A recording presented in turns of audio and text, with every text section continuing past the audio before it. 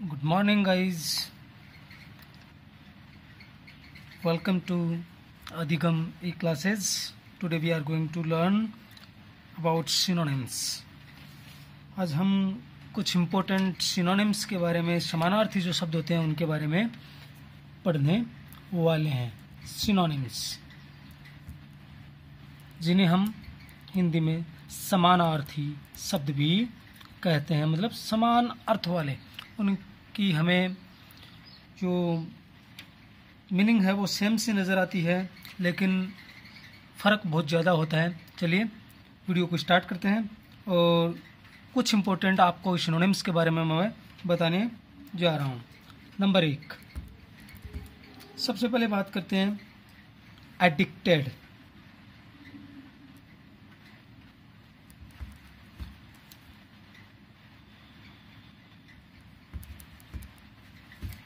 और इसी के साथ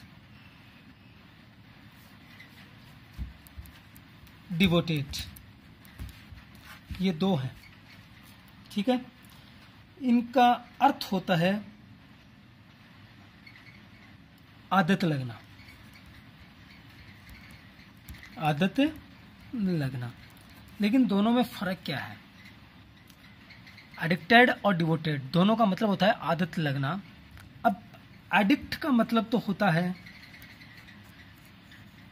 अच्छे गुणों में, बुरे गुणों में, बुरे गुणों की आदत लगना. ठीक है, और डिवोटेड का अच्छे गुणों की आदत लगना, अच्छे गुणों की आदत लगना. ठीक है, तो ये हुआ आपका पहला सिनोनिम्स. दूसरे सिनोनिम्स की अगर हम बात करें तो वो है एसेंट और कंसेंट. एसेंट और कंसेंट, तो दोनों का मतलब होता है स्वीकृति या स्वीकार करना. ठीक है, अब दोनों में फर्क क्या है वो देखिए. एसेंट का मतलब होता है फैसले से संबंधित, मतलब अगर कोई फैसला होता है उस फैसले की स्वीकृति हो तो एसेंट का प्रयोग होता है. और कंसेंट का प्रयोग होता है किसी प्रबंध की बातों से संबंधित, मतलब प्रबंधन की बातों से संबंधित. जब हम किसी भी चीज का प्रबंध करते हैं तो कंसेंट का प्रयोग करते हैं, और किसी फैसले का रूप करते हैं तो एसेंट का प्रयोग करते हैं. तीसरा अगर हम बात करें तो चलिए बात करते हैं अपन कन्फर और बेस्टो. कन्फर और बेस्टो दोनों का मतलब है प्रदान करना या दान करना. प्रदान करना या दान करना भी कर सकते हैं इसका. लेकिन दोनों का अर्थ कैसे यूज होगा, देखिए दोनों का अर्थ यूज कैसे होगा. कन्फर्म का जो दान करने का मतलब है वो है कि किसी ऑथोरिटी, मतलब आधिकारिक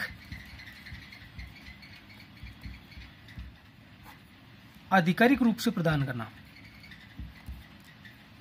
आधिकारिक रूप से अगर कोई चीज प्रदान की जाती है तो किसका प्रयोग किया जाता है? कन्फर का प्रयोग किया जाता है. जबकि दान देने से संबंधित,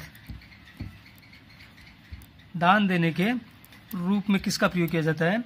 बेस्टो का. उदाहरण के रूप में जैसे हम कहें कि राष्ट्रपति जी ने किसी को पद्म भूषण प्रदान किया तो किसका प्रयोग होगा? कन्फर का प्रयोग होगा. और अगर जैसे हम कहें कि मैंने भिखारी को दान दिया तो किसका प्रयोग होगा? बेस्टो का प्रयोग होगा. इसी प्रकार अगले की बात करें तो कन्फेस और एडमिट. कन्फेस और एडमिट, फर्क देखिए दोनों में, और दोनों का ही मतलब क्या होता है? स्वीकार करना या कबूल करना या स्वीकार करना. अब दोनों में क्या फर्क है देखिए. कन्फेस है वो है कि अपनी जिम्मेदारी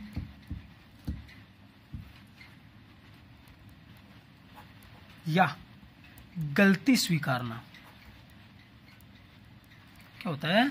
अपनी जिम्मेदारी या गलती स्वीकारना। जबकि एडमिट जो होता है, उस एडमिट का मतलब होता है कि आपने जो सत्यता है, सत्यता को स्वीकारना। जैसे हमने कोई गलती कर दी, उस गलती को सुधारेंगे, या आपने कोई जिम्मेदारी ली थी और उस जिम्मेदारी में कोई त्रुटि हो गई, कोई गलती हो गई, उसको आप स्वीकार कर रहे हैं या कबूल कर रहे हैं, तो किसका प्रयोग होगा? कन्फेस का। और कोई सत्यता है, जैसे हम ये कहें कि हाँ सूर्य पूर्व में ही उगता है, लेकिन कोई व्यक्ति अपने से जिद कर रहा है और कह रहा है कि नहीं सूर्य तो पश्चिम से उगता है, तो उस बात पे अगर हम सत्यता जो है उस सत्यता को स्वीकारेंगे तो किसका प्रयोग करेंगे? एडमिट का प्रयोग करेंगे। ठीक है, वो बात सही है लेकिन आप गलत थे। ठीक है, उस सत्यता के पक्ष में किसका प्रयोग करेंगे? एडमिट का प्रयोग करेंगे। अब बात करते हैं अगले की, जैसे क्राइम, वाइस, एक इसके साथ और होता है सिन। तीनों का मतलब क्या होता है? तीनों का मतलब होता है अपराध या पाप। ठीक है, अब इन तीनों का क्या अर्थ होता है? तीनों का मतलब क्या होता है? देखिए,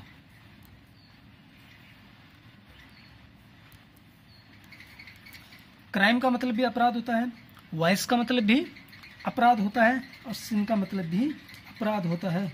लेकिन इन तीनों का कहाँ कहाँ प्रयोग किया जाता है? क्राइम का मतलब तो होता है किसी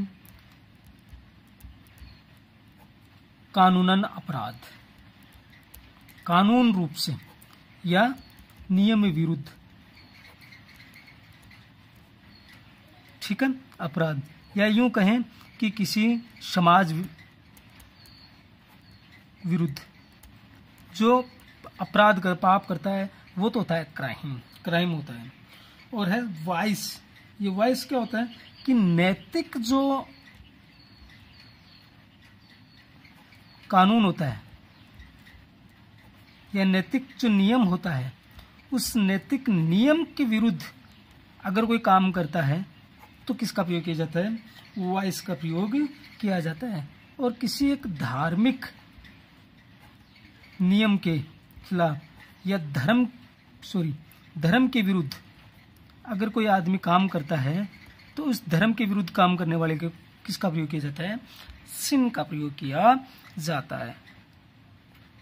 बड़ा इंपॉर्टेंट है, जरा अच्छे से ध्यान दे कि क्राइम कानून से संबंधित अगर कोई व्यक्ति का अपराध करता है या कोई काम करता है, कानून के खिलाफ कोई काम करता है, तो वहाँ क्राइम का प्रयोग किया जाएगा। अगर कोई नैतिक रूप से काम करता है, अनैतिक कार्य करता है, तो उसके लिए वाइस का प्रयोग किया जाएगा। और धर्म के खिलाफ अगर कोई आदमी काम करता है तो वो किसका प्रयोग होगा? सिन का प्रयोग होगा। अब बात करते हैं कस्टम और हैबिट। कस्टम और हैबिट की बात करते हैं। कस्टम और हैबिट दोनों का मतलब क्या होता है? प्रथा या रिवाज या रीति। ठीक है, अब इन दोनों का प्रयोग कहाँ कहाँ होता है? जो कस्टम होता है वो होता है सामाजिक या समाज से संबंधित सामाजिक रूप से प्रचलित। तो किसका प्रयोग होगा? कस्टम का प्रयोग होगा। जबकि हैबिट का मतलब क्या होता है? व्यक्तिगत रूप से प्रचलित। तो किसका प्रयोग होगा? हैबिट का प्रयोग होगा। अगले की अगर हम बात करें तो वो है डिनाई और रिफ्यूज।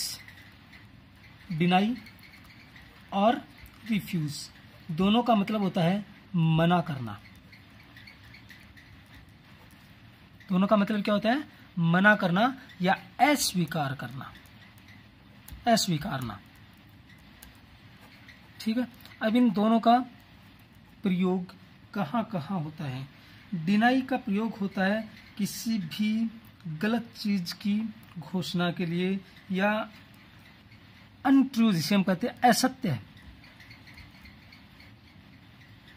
असत्य जो होता है उससे असत्य या झूठ के लिए किसका प्रयोग किया जाता है? डिनाई का प्रयोग किया जाता है। जबकि रिफ्यूज का मतलब होता है बिल्कुल भी स्वीकारना, नहीं करना।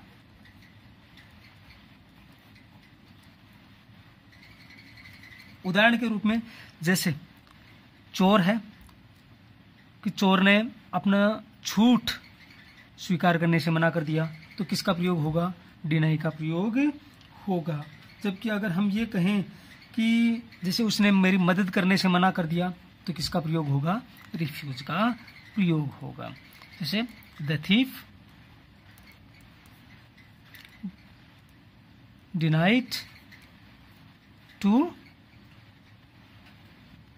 डिनाइड ऑल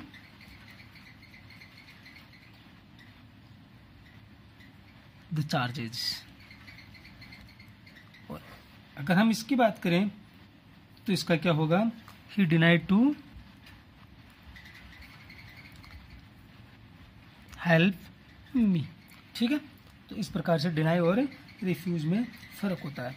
अब बात करते हैं हम डिस्कवर, और एक होता है इन्वेंट, और दोनों का मतलब होता है खोज करना। क्या होता है? खोज करना। ठीक है, अब दोनों में फर्क क्या होता है कि खोज करने में इन्वेंट और डिस्कवर में क्या फर्क है? कि जब हम कोई चीज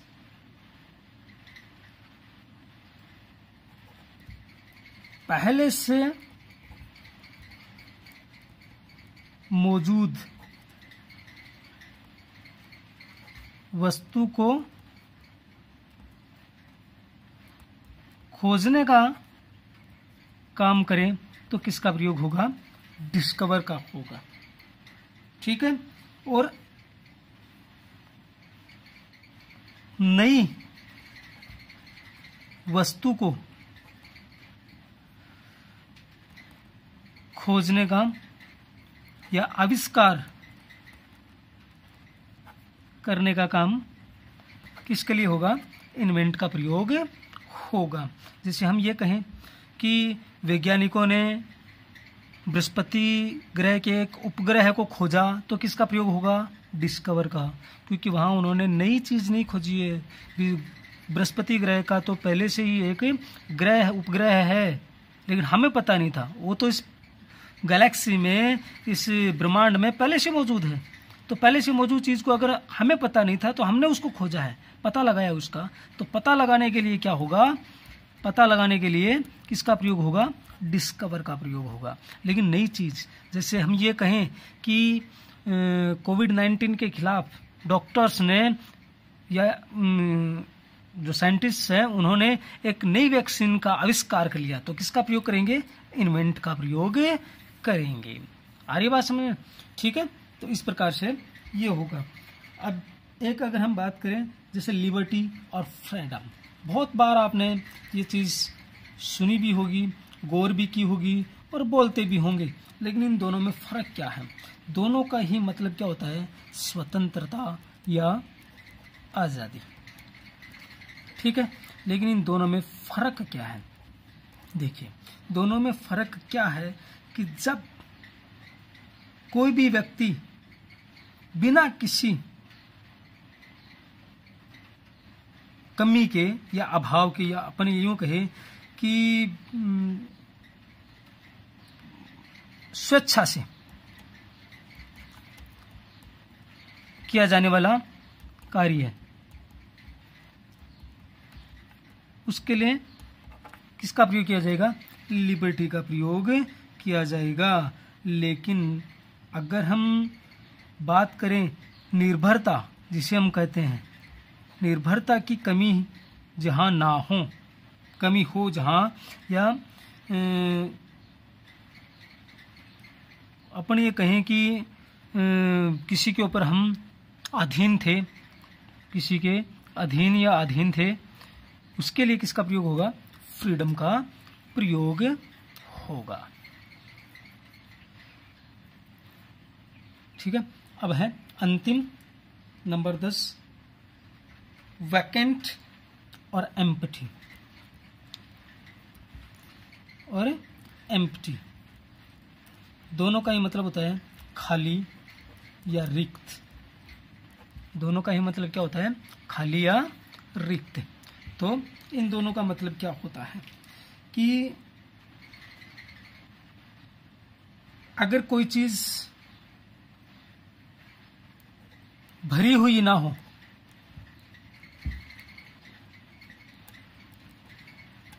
तो किसका प्रयोग होगा? वैकेंट का प्रयोग होगा। लेकिन बात कहें कि कोई चीज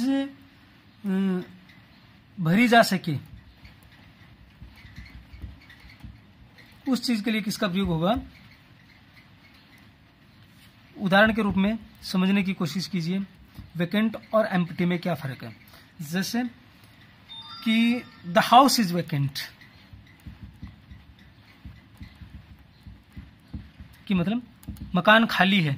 अब मकान खाली है का मतलब किराए के लिए अवेलेबल है, किराए के लिए अवेलेबल है, इसलिए किसका प्रयोग होगा? द हाउस इज वैकेंट का प्रयोग होगा। लेकिन जब मकान भरी जाने वाली चीज के लिए अगर हम कहें तो ये कहेंगे जैसे द पिक्चर इज एम्प्टी, उसमें हम कोई चीज डाल करके उसको भर सकते हैं, इसलिए उसके लिए किसका प्रयोग होगा? एम्प्टी का होगा। और उसके लिए किसका होगा? वैकेंट का। अगर आपको वीडियो अच्छा लगे हो तो लाइक, कमेंट और शेयर जरूर कीजिए। कोई आपको कमेंट करना चाहें तो बेशक कमेंट कीजिए। Thanks, best of luck.